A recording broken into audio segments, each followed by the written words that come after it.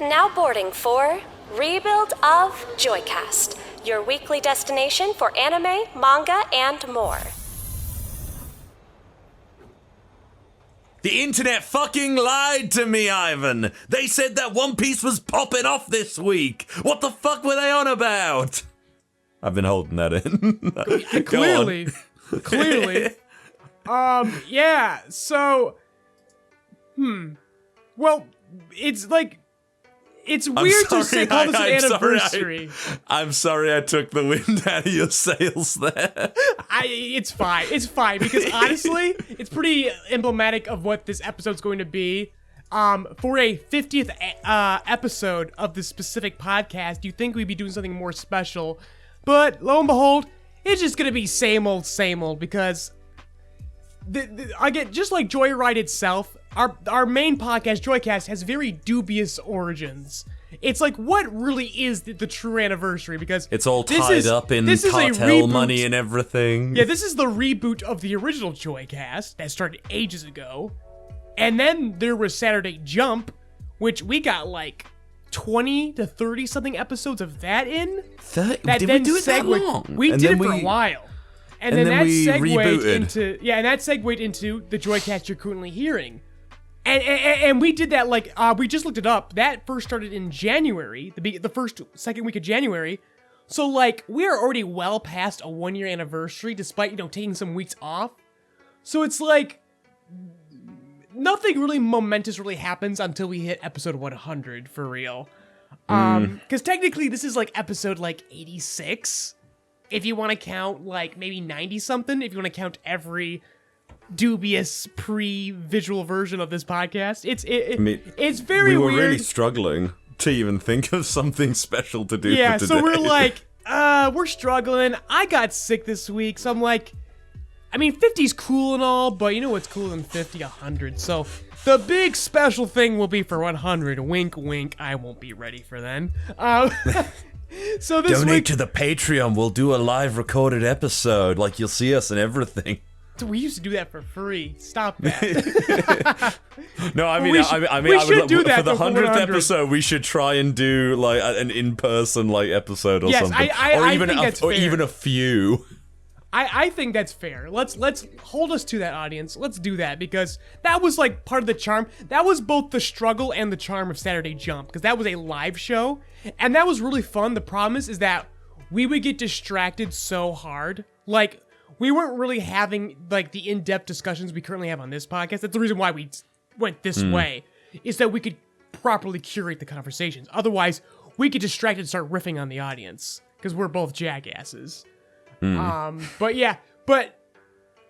basically the only one special thing we have planned out of respect and reverence to Saturday Jump, at the end of this episode, we're going to bring back, for one time only, and maybe until the next big marker, Manga Rochambeau, the old game. My only contribution to these podcasts. Honestly, the best part of Saturday Jump, let's be honest. That was a weekly game we used to play, people don't know, where we would play rock, paper, scissors live in front of the audience, and whoever won forced the other person to read or watch an anime or manga of their suggestion. 5 episodes, 10 chapters, I think. Yeah, it was a lot of fun, but then we started running out of ideas, so we need some time away. And even now, before the podcast, Val does not know what he's suggesting, so he better take a dive. I know now. I was struggling very hard, and I'm worried that you're gonna turn around and be like, "No, Val, I've read that one." Then we have to be like, "Oh well, I'll fucking figure something out, and I'll tell you before like next week or something." So whoever wins is gonna suggest something this week, and then next week they will report on it, and that will be how we, in quotations, celebrate our anniversary so far. But in light of that, show as usual, I got a few things I want to talk about. First, MAPPA had some huge balls this week and released a, in quotes, behind-the-scenes documentary on the production of Attack on Titan Final Season Part 3. Oh, I thought it was going to be something to do with Chainsaw Man. Go on. And yeah, it was fun. It was just fun little vignettes about what they're doing. They show some previews to get the kids to shut up. But, oh my god, they are not helping the allegations. So there's a part, specifically, where their director, Yuichiro Hayashi, is animating stuff, all due respect to Sensei, okay? Hardworking man, very talented, we love him. He looks like a corpse. He looks like a walking corpse. He looks fucking terrible. It's disgusting. We've talked time and time again about how fucking bad the working conditions are at MAPPA, and this documentary did not help against those allegations. It's like, what were you doing? What were you trying to prove by doing this? Because this is not... I think they wanted to show people shit like, yes, we're actually working. It's like, we know, MAPPA, we know you're working on things. We know that.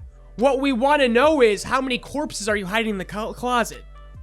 Like, when does this all break down? Because, oh my gosh, so many productions are breaking down right now. I've been kind of keeping my mouth shut on this, but no, like, you have not. There's several shows that are now going on indefinite hiatus because they just can't meet ends. The most notable one is Nier Automata. I believe I've already brought this up. They've gone on hiatus. There's a few. There's still nothing about Golden Kamuy? Golden Kamuy's still not back. I don't think it's ever coming back now. Well, like, it's just done? It might be dead because we're just not getting any updates. God, what season was it? Like season 4? It was season 4. Okay. But a very big thing that has happened is Boruto is now in indefinite hiatus. Well, and it that's fucking like, needed to be. yes. They have no ideas. They had my friend Dell, a guy I've mentioned before, I believe, were talking the other day about the fact that like it's Sasuke Uchiha fighting fucking dinosaurs or something right now, and everyone is just completely fucking like, man, this sucks. Yeah. Boruto, like, they need to wait for them. They need to do smaller seasons. Boruto was not a show that could... Boruto was not a show that could carry on like Naruto did. And even I would say that Naruto, for a lot of the anime, like, 40% of that anime is absolute fucking garbage. Yeah. So that's why I want to bring that up, was because this is the other side of the coin in regards to working conditions. It's not even just working conditions. Sometimes the quality of your storytelling also just goes down the fucking pooper when you're... I mean, like I said, clearly they're way too caught up with the manga. They don't... They're spiraling. They're trying to meet... They have a specific contract that they're trying to meet ends on, but they can't because they have no material to work with. That's another reason why you need to slow the fuck down and to go seasonal and to be fucking careful when you're doing your seasons. Because even an institution like the Naruto franchise has now collapsed.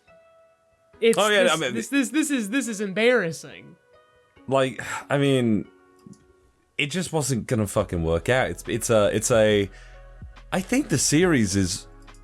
It's almost been 10 years, actually, since Naruto ended.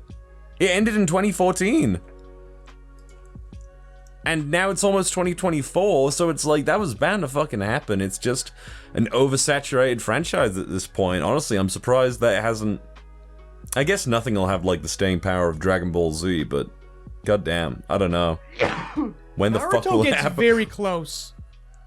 When will it happen to Dragon Balls? I don't know. I as someone who's like... So you ask what happens to Dragon Ball Z? Let's give Toei, as much as we fucking hate him, some credit. How long have we had since Super? They've been being careful. They're like taking their time. We know there's a twoper in works. A twoper. We know there's a twoper, and the fact that it's been what, 4-5 years, and they're still holding on to it. I remember when that fucking careful. They made a movie. While the people of Mexico were celebrating and everything, I like stepped out with like, the air was fresher, the grass is greener. Ah yes, Dragon Ball Z, Super, whatever, is finally fucking over. I remember stepping out on that day with like a skipping my step, I guess. But speaking of Super, like I said, we're just kind of going around the midst of what I've been doing this week. Because I've been sick all week, and I've had a little extra time to read some manga and some anime and enjoy some things. So I've been catching up on Dragon Ball Super. And Val, I'm still not a fan of Dragon Ball Super, but Super's currently in the middle of an arc where they're focusing on Teen Trunks and Goten going to high school, being jackasses. It's basically their tie-in with the superhero. And guess what? It's pretty tolerable. Dare I say, it's decent. And it's almost as if this is what Super should have always been. It should have been fun. It should have been fun. It should have been a borderline gag anime the way that Toriyama has always been his comfort zone. I mean, like, I would say that's basically retreading old shit with, say, the Gohan, the post-Cell Games Gohan Yeah, arc, doing it right, doing it right. Like, which, this feels like an apology for that, saying, oh, you're right. I should have just stuck here for a while. I mean, I have issues with the West trying to, like, westernize a lot of Japan stuff a lot of the time, but honestly, I do think Dragon Ball Z is actually something that could take some pointers from more Western media, like superhero comics and stuff like that, and at least be more interesting. I like how you say it needs to take pointers, like it wasn't already. Dragon Ball Z is entirely a fucking parody of Western media. There are so many fucking Alien and Terminator fucking references. Oh my god, Dragon Ball Z. Dragon Ball Z is a sci-fi spoof at the end of the day. There's certainly references and stuff like that. I mean, in terms of like plotting and you know how they get the characters to like interact and stuff. I agree with that though, like for sure. I just mean like, you know, I would like more actual character stakes, I guess. Not so much like the big, oh, the world's gonna get fucking blown up by this new alien of the week stuff like they always kind of fucking rely on. I want more interpersonal, again, you say like, that. small scale stories. One of the reasons why people like manga over American comics currently is because the fact that there's a sense of finality. Dragon Ball continues like an American comic. Again, it's already taken those pointers for worse. I agree. It's certainly lessons. The sense of finality, but it's also the fact that it's like, you know, more of a concentrated vision. American comic books more concentrate on like, especially nowadays, I would say, like, you know, take like the Miles Morales thing and everything like that. How like Miles Morales is now like in every dimension like a different version of superheroes and stuff like that. Whereas like it doesn't matter about this character because next week or next month, whatever the fuck the scheduling is, they're gonna have like a new version of that character doing something completely fucking different.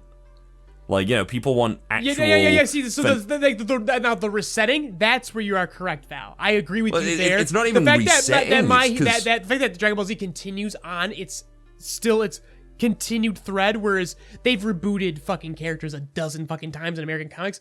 That well, not Marvel. With. In DC, yeah, because Marvel has never actually all of them done. do this. Marvel does it in marketing through numbering. DC does it through continuity. DC resets its entire universe. Marvel goes, they do 12 volumes of Spider-Man. They go, this is the new volume 1 of Spider-Man. 12 issues. This is the new volume 1 of Spider-Man. 15 issues. This is the new volume 1 of Spider-Man.Ut the fuck up. No, yeah, it's fucking annoying. It's why the Japanese market is kicking ass.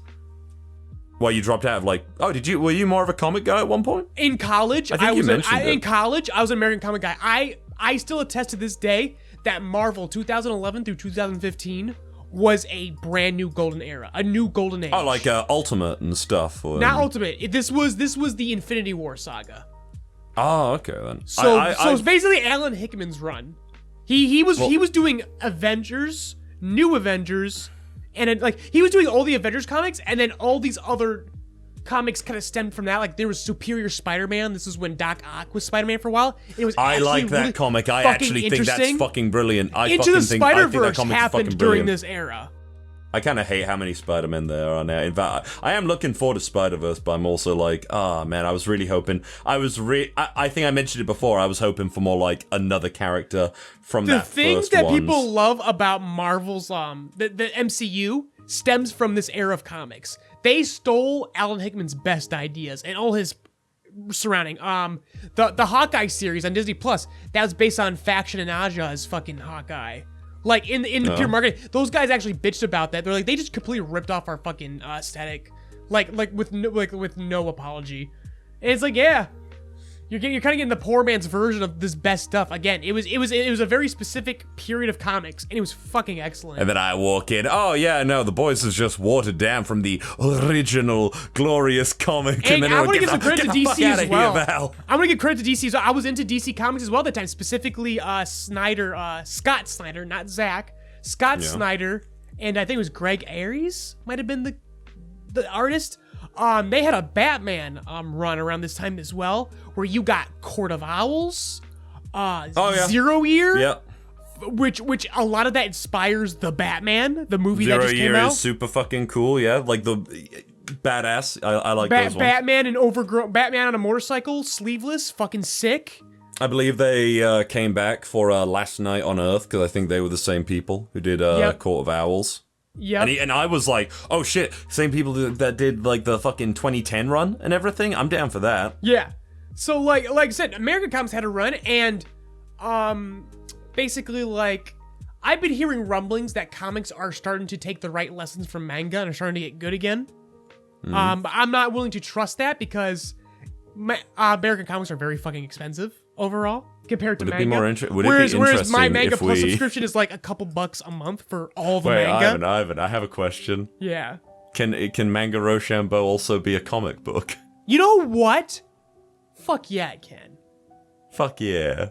Because I'm about, win or lose, I'm about to assign myself a Manga Rochambeau because I am kicking myself. Now that we're talking about American comics, I am kicking myself right now that with this free time I had this week, I didn't sit down and read the current run on Daredevil. Our friend Sam, Sprite Stuff. He's the voice of Endeavor in the My Hero Academia Bridge. He's the writer and musical director of Chainsaw Man the musical. He highly suggested the new Daredevil run, where currently Daredevil is literally breaking villains out of prison and rehabilitating them, and it's fucking sick. He showed me some pages, and I'm like, damn, you know what? I want to read this. So I'm gonna put that on there. I might force you to read that, so we read it together. I think that's what we're doing. I might say the hell with my current suggestion. I might chamber that for another day. Yeah, no, I can do that. Other than that, I'm gonna go back to the realm of manga. I brought up me and Roboco a while back, and I finally had some free time. I watched the anime. I said on this podcast. I brought up, didn't I? Didn't I bring up the anime? You brought the anime, and I was like, you know what? I should watch it, and I did. What do you think? I'm not wrong. It's definitely Japanese Family Guy, but instead of cutaway gags, it's very specific shonen references that the kids then call out in grave detail. Despite that, it's fucking hilarious. I love it. I am now going to be an active reader of me and Roboco because I watched all 7 episodes. They're only 3 minutes long, and they have policy of. Oh, and guess what? They're made by the same people who made Yu-Gi-Oh. Really? Yeah, and you can't even tell. Are the people that made Yu-Gi-Oh have they? Is it like Pokemon where they have kept on making Yu-Gi-Oh? Yes, they've done all the Yu-Gi-Oh. And because now it's one of those things where, like, new Yu-Gi-Oh stuff, I understand it's just the evolution of art styles and everything like that, and production, but... To my knowledge, there is, like, no currently Yu-Gi-Oh! So they've been kind of, like, floating around, and so they picked up me and Roboco. And, like, they're killing it. I still can't believe that the fucking creator of Yu-Gi-Oh! Died a hero. Dude was the dude died in a joint ops with the American Marines, and what the fuck? In a rescue op? What the crazy. fuck? I know. And people were like afraid. They were afraid he had committed suicide or something because they had to be so cryptic about it. That's so messed up. Yeah, and then they finally found. unconfidentialed it. They're like, oh yeah, he was helping out in like a joint op. Like, what a life! What a life! Fucking 60-year-old man fucking helping shit, saving people. He was just scuba diving and he saw them over there. He's like, yo, you guys need some help? Like, yeah, let's go. And he saved those people's lives. Oh, just fucking insane. But back to Roboco. It's absolutely hilarious. I highly recommend it. I actually highly recommend it. I'm going to be an active reader of me and Roboco now. If only one gag manga can stay on Shonen Jump right now, it's that one. Absolutely. Like, and just because the guy who writes it is also super based, because they were interviewing him about piracy and fan translations, and he's like, "Did people laugh?" That's all he cares about. He's like, "Did people think I'm funny?" He says, "As long as I make people laugh, I don't care." And I'm like, "Damn, that's based." He's got my support now. Is nice. I gotta say, is that one about the tiny girl living in her friend who she turns into a robot? No, me and Roboco is the one where it's in the future, and everyone has a robot made, and this kid's like, I want a robot made. No. I know which one it is, Ivan. I asked if it is still going, if the one with the tiny girl and the robot boy is still going. I don't know, and I'm afraid to ask, because apparently PPPPPPPPPPPPPPPP got canceled. And people are very mad. I don't understand why. I fucking tried to read that and I couldn't get through. Maybe I it's don't just not my understand why fucking bag. people like this. It seems to be very divisive, though. It's like people hate it or love it.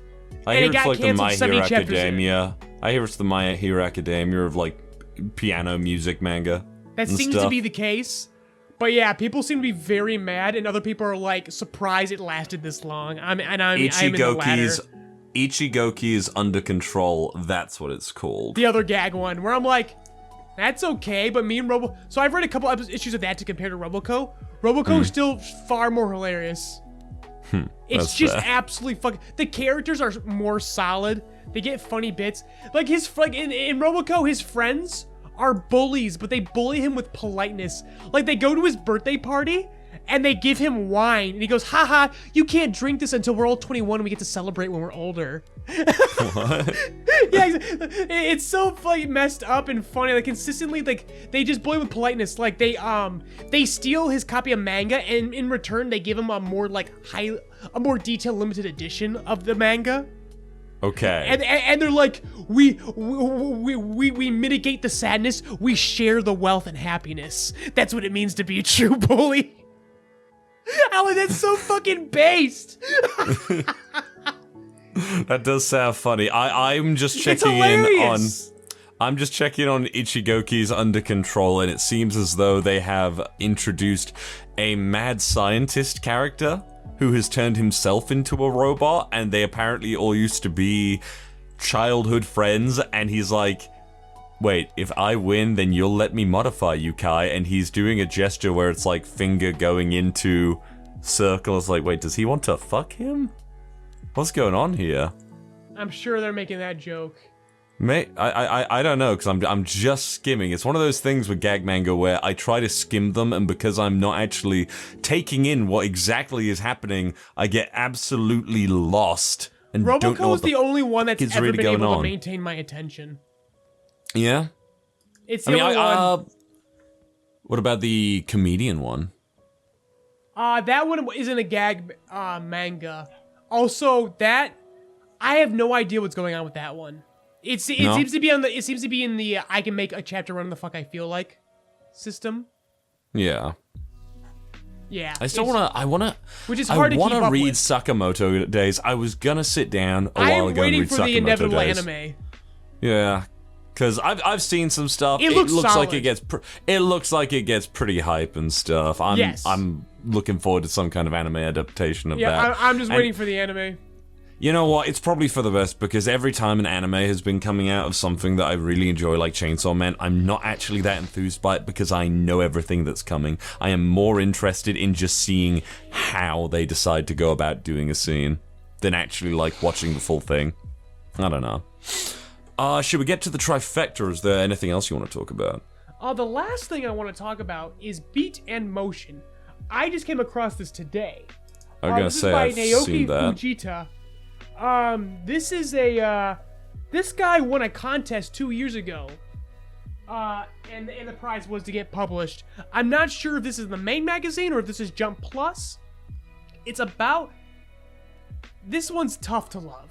It's kind of in the Fabricant 100 situation, where this is clearly a very young, inexperienced mangaka who might surprise us later. The art's very rough. Very rough. The pacing is very fucking fast. There's a lot of information they're trying to show you in a short amount of time. Is this a doctor manga? What's that? Is this a doctor manga? Nope. This is about a young animator who got bullied in middle school, dropped animation to then join a band, committed to that until he was in college. Then the band fell apart because they just weren't good enough. Then he feels like he wasted his fucking life, goes back to animating, goes viral, meets up with this fucking musical artist that he idolized, and she's like, "Oh, I want you to animate an anime music video for me." And the big wrinkle is, he met this chick before a while back on a night of drinking where they fucking just like fought with each other. So like I don't know. This one's very rough. This seems cool. The premise seems pretty interesting. That's why I want to give it some time because, like, again, Fabricant 100 has kind of restored my faith a bit. Besides the aspect of a musical star, like that he fucking loves being all like, yeah, I want you to fucking like, meeting up with and stuff. This feels rather real. Yeah, like I said, this is a college-aged kind of demographic kind of story.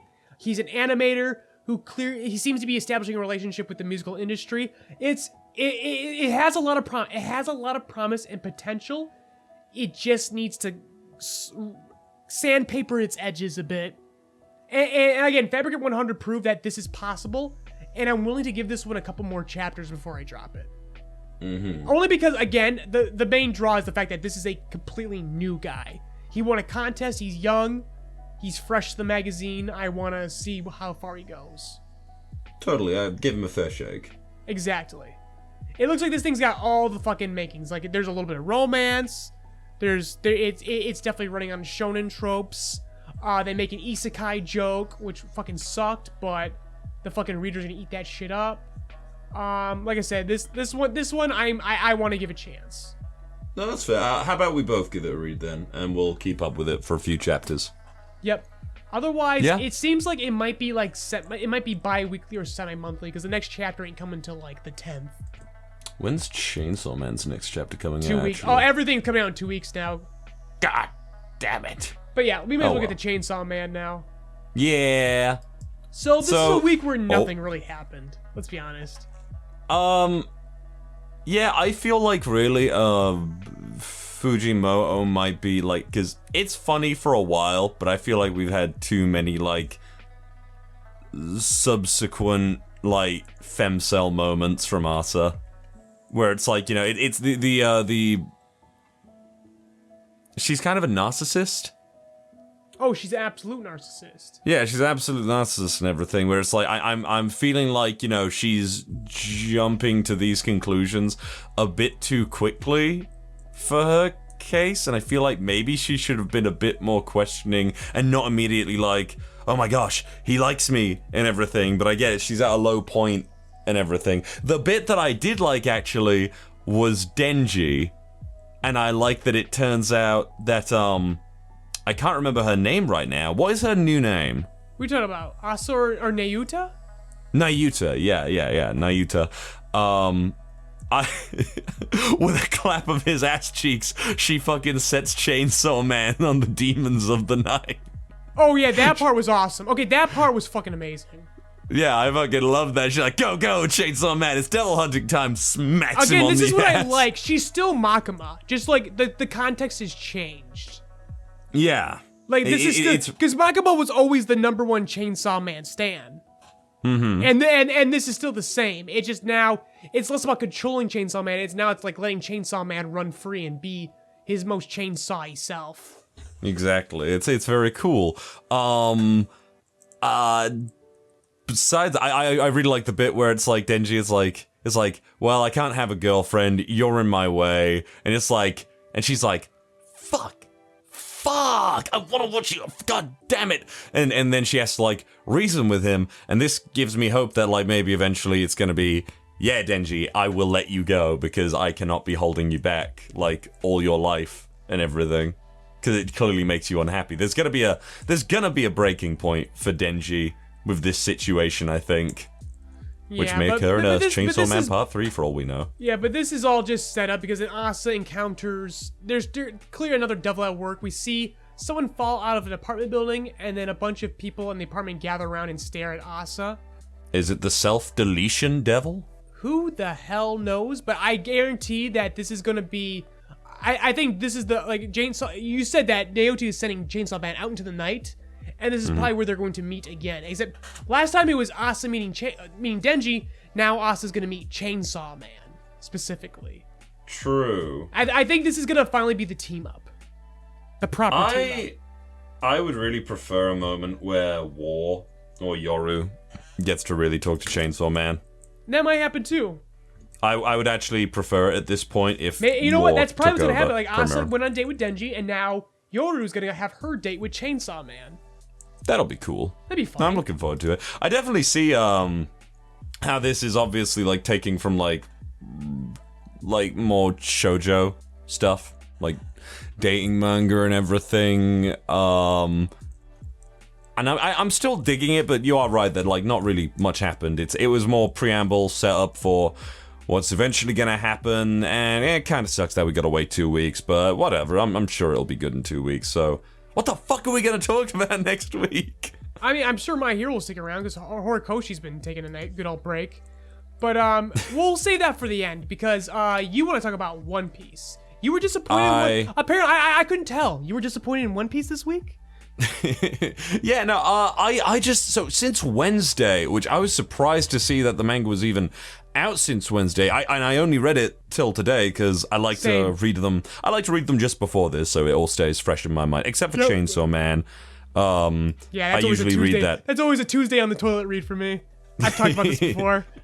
Yeah, precisely. So everyone goes on about One Piece this week. Everyone's going, God damn, this new chapter of One Piece is absolute fire. It's popping off in One Piece. So what's going on is we also got some nice spreads as well. One Piece was on the front cover of Shonen Jump's magazine, I guess. We got this really great spread of all the characters like, Luffy, Nami, Robin, Chopper, Frank. Wait, where the... Oh, there's Jinbei. It's hard to see Jinbei sometimes. It's a really nice, kind of compact picture. Looks really great. But the chapter starts off. In fact, oh yeah, we didn't get a Cold Voyage or anything like that, or what are they called? The window page. The scientist group. Yeah, the window page. He did the color spread this week. That's why. Yeah. I guess so. So the battle still goes on with the Seraphim, Bear, and Mihawk. Kaku and Lucci are trying to convince Zoro and Luffy to let them go. Luffy is absolutely just completely down for the idea if they're going to help them fight and whatnot, and they promise not to, do anything shitty. And Zoro's just like, they're completely bullshitting you, Luffy. What the fuck are you on about? Lucci, though, is completely upfront. He's just like, hey, if you let me out of here, I'm probably going to kill all of you once the situation quiets down. And Luffy looks this man in the eyes and he says, when these guys are out of the way and you realize you can't beat me, you won't be a sore loser and go after my friends in Vegapunk, right? Absolute Yonko moment. I love that. He's just like, Lucci, you ain't shit to me. Pure beat Yonko moment. Love it. Exactly. I fucking love it too. So Esper, I believe it's Esper at least, uses an Ursa shock, and we also get a cool little reveal that Mihawk's clone Seraphim's devil fruit is that of Mr. One from what's the organization called? Baroque Works, Crocodile's right-hand man. Well, his right-hand man was really Nico Robin, but Mr. One was like, second most powerful, whatever. So a little thing has been revealed. This was actually interesting. So after the fight, we get a cool, like, unison attack with, Luffy and Lucci. By the way, I actually finished the Demon Slayer anime. I'll tell you about that, like, briefly. All I'll say is that I've never seen an anime have more satisfying to watch, like, unison, like, team-up attacks, just in the way that they layer out things and present it. Like, this is almost boring looking to me. Almost. It's still sick. But, so it turns out, somewhere in the depths of Egghead Island within a lab, a bunch, like, 15 or so world government agents from CP5, 7, and 8 are all inside a capsule starving to death. And when they look up, they say, we figured you were behind this, but I guess not. It's Dr. Vegapunk, and he looks like he is in a pretty bad state. He is chained up, and he apparently had no idea that any of these people were here. And Ivan, you were saying last time you believe that someone has betrayed the group, and I said, oh, it wouldn't be surprising if it's the one who is in charge of the mecha beast, the mecha sea beasts or whatever. Yeah. So that's my thought, but I'm actually thinking this might be a completely unrelated party because I don't think that any of the Vegapunks could technically lie to each other. Yeah, due to and the Shaka, way that the brain works. My theory was Shaka, but Shaka is asking a lot of questions for someone who would be the traitor, so that's definitely not the case. So yeah, there's definitely an unrelated party we have not seen yet who seems to be behind this. I hope it's an unrelated party. I don't actually want it to be one of the Vegapunks, because it'd be very easy to throw one of the Vegapunks under the bus or something. Hell, it could be the one that eats stuff for all we know. We don't know. But I kind of think that as far as we can tell, unless there's some very good reasoning, there is no reason why Vegapunk should be unaware of anything going on, since their brains sync up at the end of every day. So in the meanwhile, this is the part that I can only assume that the One Piece fandom was talking about. At a bar in a small port, we come to Red Hair Shanks, who is seemingly on a certain island in the New World. It doesn't say what, but you can recognize like the kind of clothing. That's how like you recognize the architecture. Yeah, Yeah, the you know architecture and stuff. it's clearly Elbath. It's clearly Elbab. I could tell based on the little kid with like the little Viking helmet, because I love that the giants all dress like kind of Norse-y. But that moment is so eerily, it's just so close eerie. to the start Exactly. of One Piece. The fact that we have another like That's what I Luffy thought. at the beginning, and it's like that's kind of fucked up. It is. No, literally, I had the same thought where I was like, wait, does Shanks like, for lack of a better term, groom Yes. children into like adoring him? Yes. And like, set their sights on a life of adventure and piracy? Yes. Is this just what Shanks does? That seems to be what we're alluding to here. And I'll be honest with you, it worries me, Ivan, because I really, really don't want there to be something where it's like Shanks is a secret villain of One Piece. I don't think he's a secret villain. I think he's like villain by circumstance. Like again, what makes me concerned is predeterminism. I don't like that in storytelling. Oh yeah, I know you hate that, and you hate it when characters have like a bloodline, which basically is and like, I feel, this and is I feel the proof like, that you are a hero. I feel like Shanks knows something in the future, and he's supposed to set it in motion. And this is just what he's been doing. And this continues to prove that theory, and I do not like it. See, I do think, Ivan, I've said this for a while, but I do think, because I've thought so much on when you said anyone can be a clone, Ivan. I lay awake at night and I'm like, anyone can be a clone. And I know what it is. Luffy can be a clone. Nami can be a clone. Anyone can be a clone. But I really do think, and this is just my prediction, that in the way that Oda will set it up is, if the whole story is about predeterminism, Luffy will then do his damnedest to break that predeterminism, because that's not what he is about. I am certain if it does go that route, it'll be Luffy turns around and goes, I don't fucking like this now. Yeah, exactly. You've ruined it. That's what I trust. In Oda, I trust that because I know historically that's what One Piece has always been. Yeah. And I believe, I still have hope that is what we're getting. If we do wind up with predeterminism, that Luffy will shatter this somehow.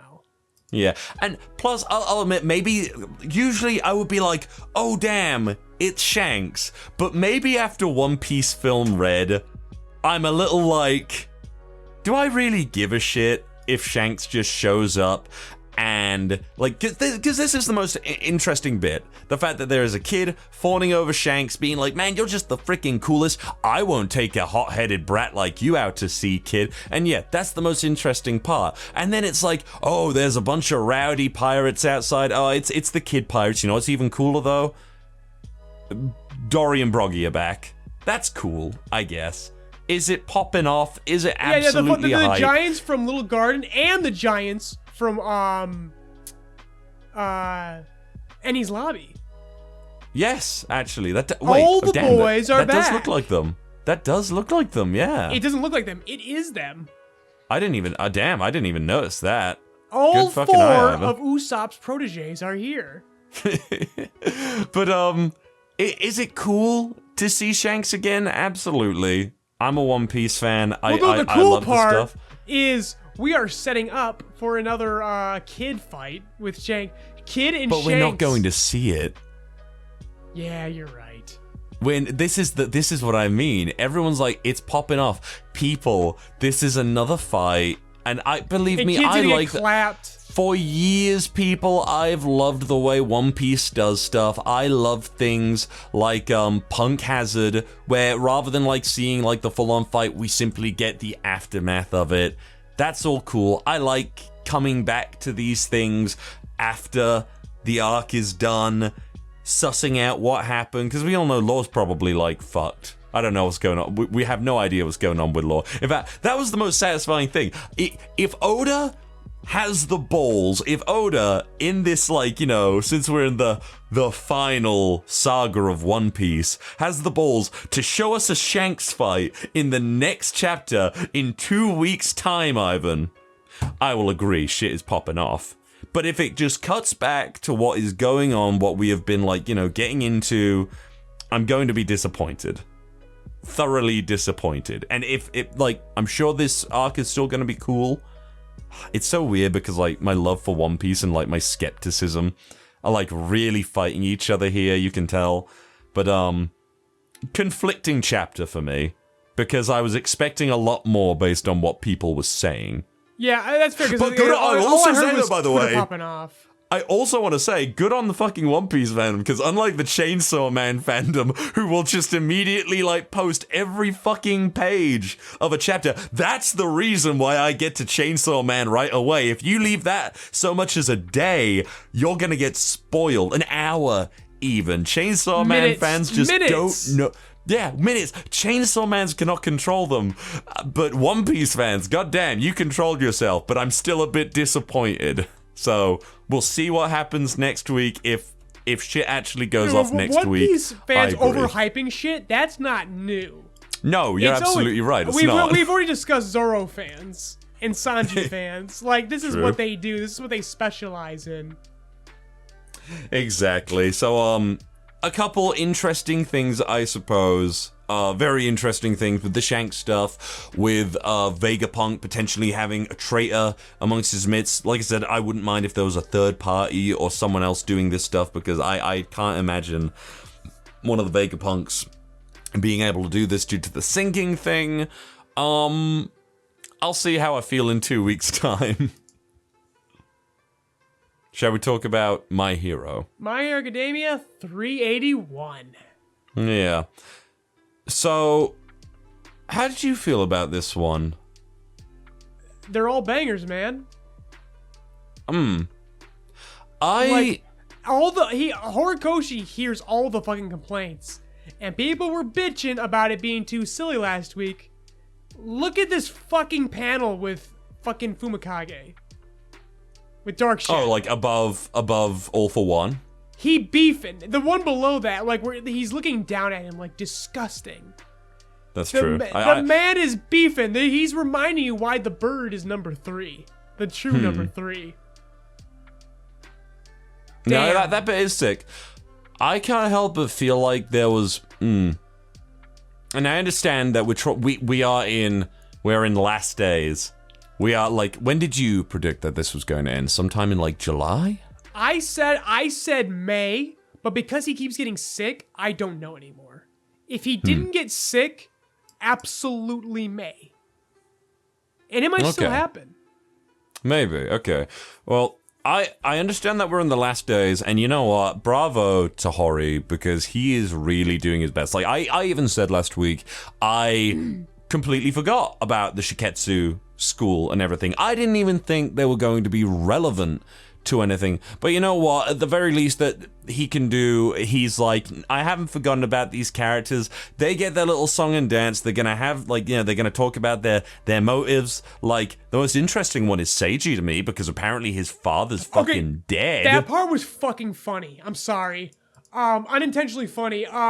He's like, by the way, my dad was that prison guard who died when they were bringing All for One 100 chapters back. Just want to add that, just to make sure we didn't have enough skin in the game already. No, I agree. I agree. That's what that.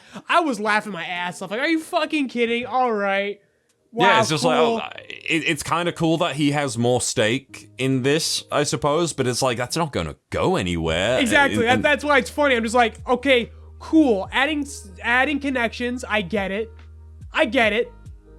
I'll say this as well. I will actually be happy if All for One dies here in the next couple chapters. Well, and you know he's going to rewind. Shigaraki. He's his own undoing. Well, that's what I mean. I know he is going to turn into a little sperm with like a big fucking stupid grin and everything like that. I know that. But it's like, I really wouldn't mind it because I genuinely actually think the worst fate for All for One would be to die at the hands of a bunch of fucking like B-tier characters or a bunch of fucking background people. Like, not the main character or anything. He doesn't get, like, you know, this amazing, glorious fucking battle with Deku or All Might, his fucking forever rival, and everything like that. No, he gets taken down by the joint effort of a bunch of, again, for lack of a better word right now, a bunch of schmucks. Like, in his eyes, at the very least, that would piss him the fuck off. Yeah. And it would solidify the... I think we both agree there's definitely a retcon message where Deku was like, no, this isn't the story about how I became the best hero. It's about how we became the best hero. Although I do actually think that it's a better like retcon than most things. Like, you know, generally for the story. Yeah, because it's a retcon in the positive direction. It fixes things. Yeah, because I think... I agree with you on this much because you kind of swayed me, where it's like I said when Lady Nagant had the conversation with Deku about like, oh, like, you know, what can I do? And Deku's just like, I don't know.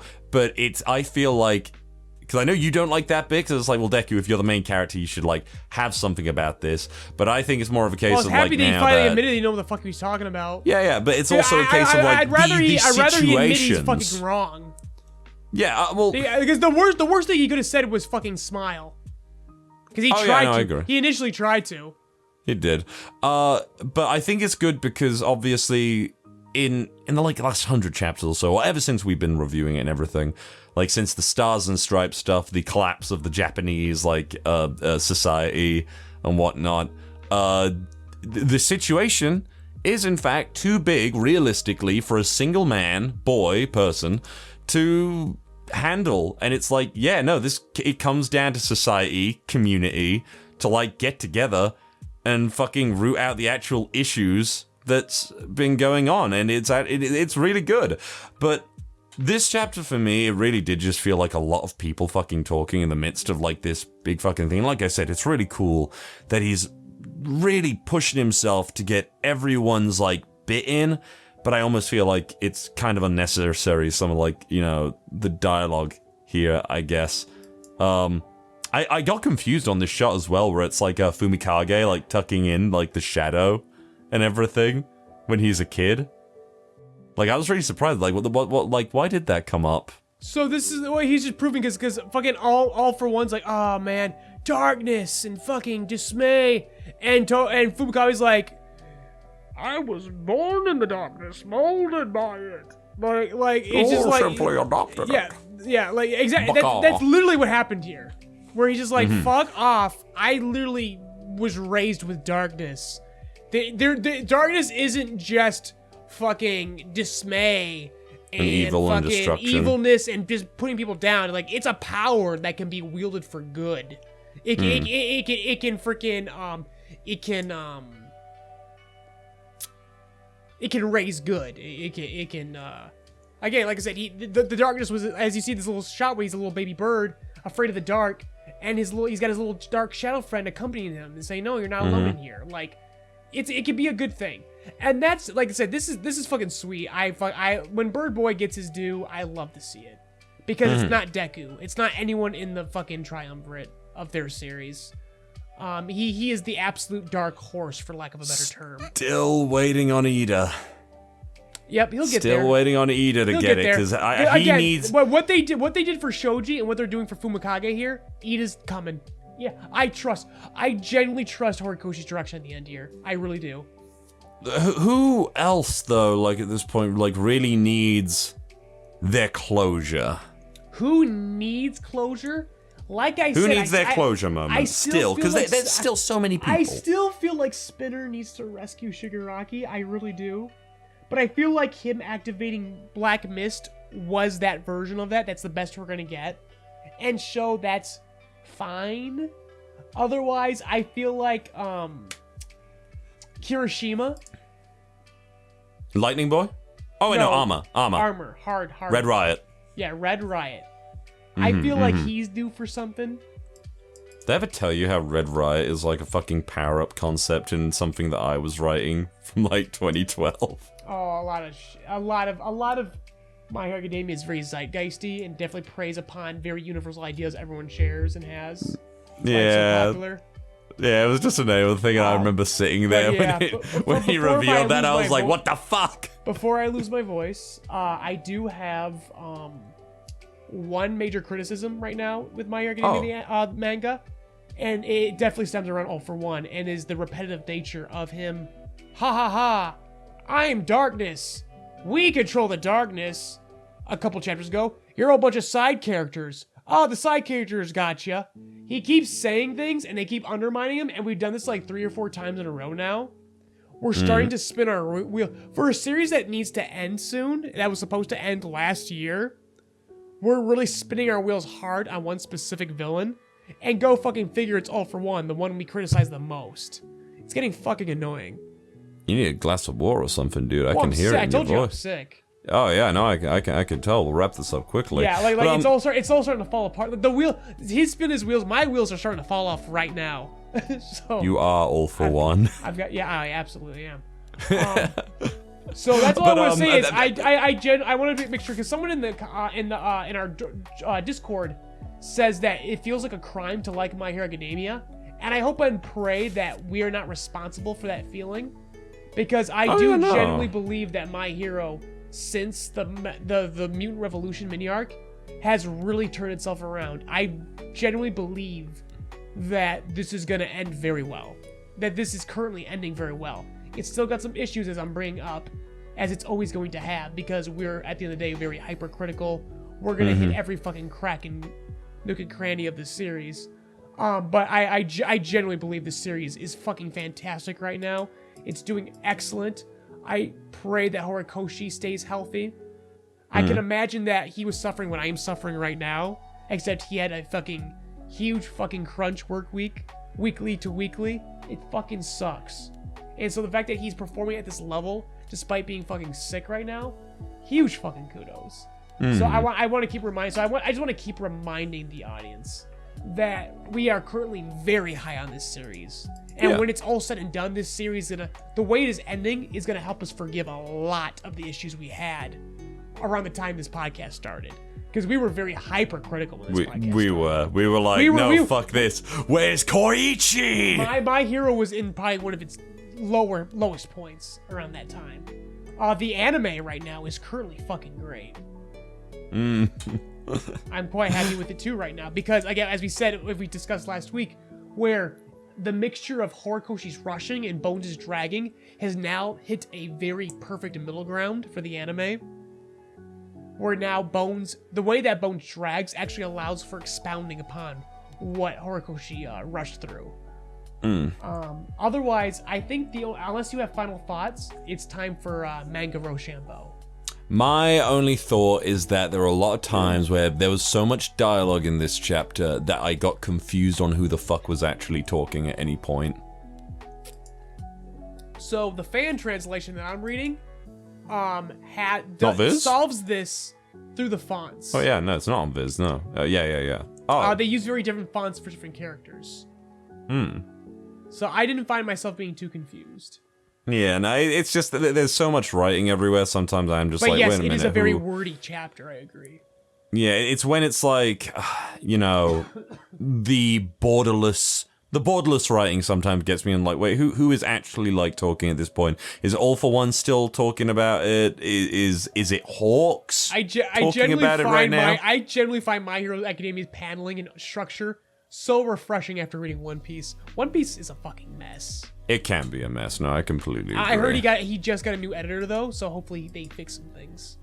Oh, maybe. If he's willing to listen to this editor. I don't know, man. I don't know. I don't know Oda's relationship with his editors like I know Horikoshi's. All I know is that the editor that Horikoshi currently has is fucking amazing. And they're probably the reason why things got fixed. Yeah. Okay, I am ready. All you can really do. So it's up to 3. I believe is the way it goes. It's either best of 2 out of 3 or 3 out of 5. I don't know. But, Yeah, but the audience only... cannot see this, so this is part of this magic of Saturday Jump, was you guys could see us playing rock, paper, scissors right now. Yeah. We'll give you the play-by-play. So Val just sent me the link. We're on this online thing called rpsgame.org. And so we just submit our picks, and then it'll reveal once we both submitted. So Val submitted, I'm going to submit mine, and we'll see who has won. Val won, he chose paper. Rock. I chose rock. He called my ass out. He's taking advantage of my illness. No! He chose rock again, and I was a fool and chose scissors. But then I countered with a rock to his scissors. It's definitely best out of 3. He and won. then it comes back around to rock like I knew it would. I want you to read Congrats The on winning Boys. your second game out of 20. I would like you to read The Boys comic. I know it has a lot of like stuff in it that's like, you know, people would call it overly edgy and stuff, but it is a classic English or European comic that I read when I was younger. Okay, so I will read The Boys, unfortunately. Because I already know my feelings on The Boys original comic. I think if you like, because I respect I'll you. give it a chance. I won't be a I, bitch. I'll give it a chance. I know you will, because I believe that The Boys really does have stuff in it that people overlook, mostly due to the very edgy nature of it. Right. But it really does have some good, like, you know, messaging about, like, life and such. So in our return for Manga Rochambeau, we did comics instead. Nice. We really need to, like, sit down. We need to dedicate, like, every now and then I feel like we need a week off to just, like, read stuff and, like, recommend each other things. Well, those weeks off happen naturally, because we've been doing very good staying on schedule. But I mean, just recall a couple months ago where we were taking like whole months off because we get so fucking busy with production and shit. Mm-hmm. True. So don't worry, but once we start heading to the spring, you'll start seeing episodes come out like once every 3 weeks because we start getting busy. We start hitting our travel season. Yeah. Well, I'd say that's the end there. Next week, Ivan's gonna tell you about his thoughts on The Boys. Oh boy. Can't wait. But until then, everyone, take care, stay safe. Don't be like me and get sick, man. This is a rough time of year to be getting sick.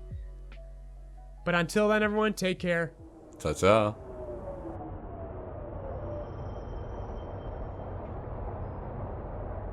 Mind the gap as you exit our podcast safely.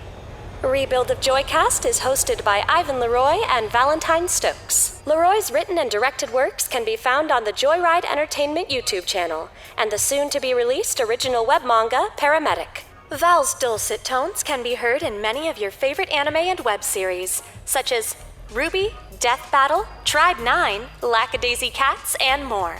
This episode was edited by Stina Carey, with YouTube version edited by Cody Rock. Music provided by Lo-Fi Geek. Intro and outro narration by Stina Carey. Outro music composed by Michael Pejovich. Logo and visuals designed by Ivan LeRoy. Rebuild of Joycast is produced by JoyRide Entertainment and Rock Voice Productions LLC, and made possible thanks to Patreon donations from generous listeners like you.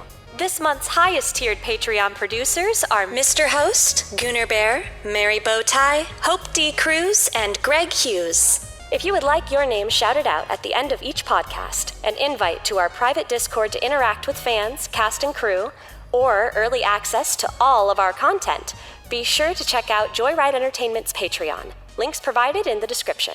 Thank you for keeping JoyRide's engine burning.